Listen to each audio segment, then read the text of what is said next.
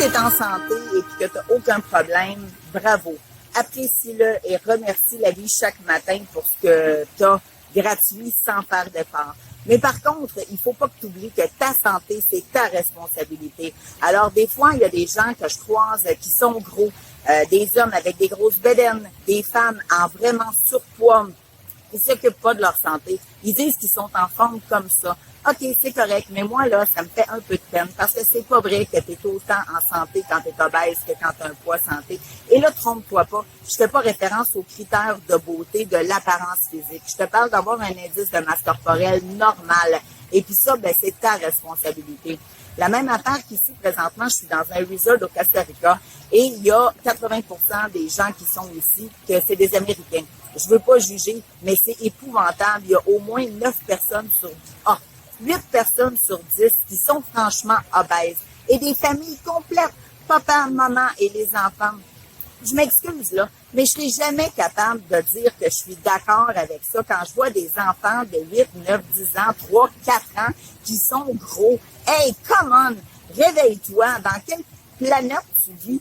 L'obésité, là, c'est pas de la santé.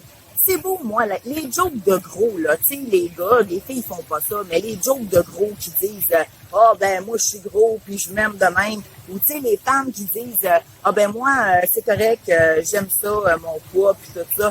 OK, ben, tu sais quoi, premièrement, là, j'ai de la misère à te croire un peu, puis deuxièmement, ben, c'est pas la santé. Et la santé, tu sais jamais quand est-ce que tu vas la perdre. C'est ça, moi, qui me fait un peu de travers dans la gorge, puis surtout les enfants. On a une responsabilité. C'est correct. Tu sais, les parents, là, si vous êtes gros, ben c'est bien correct. Mais si tu vois que ton enfant est gros, là, c'est vraiment ça que tu veux lui laisser comme héritage, ben moi, je trouve que c'est pas correct.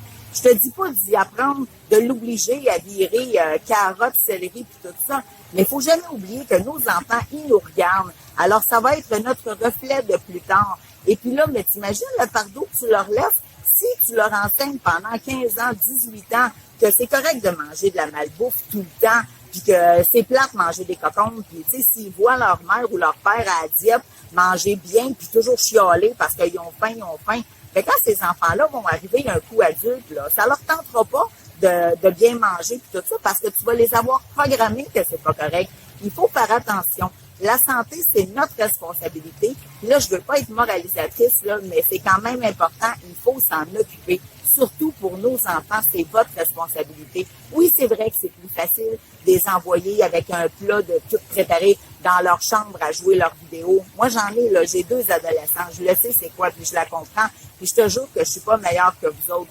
Sauf que c'est ma job de leur montrer à bien manger. Puis c'est ma job de faire mon éducation. Aussi avec mon adolescente, je veux qu'elle ait une image positive d'elle puis qu'elle soit en santé. Alors ça, c'est important. T'attends quoi pour passer à l'action? T'attends de tomber malade? Pourquoi? Parce qu'une intention, c'est pas l'action. Il y a juste les résultats qui comptent. Fait qu'arrête de le dire dans ta tête, puis fais-les concrètement dans ta vie. Et je te garantis, au bout du compte, c'est toi qui vas être gagnante.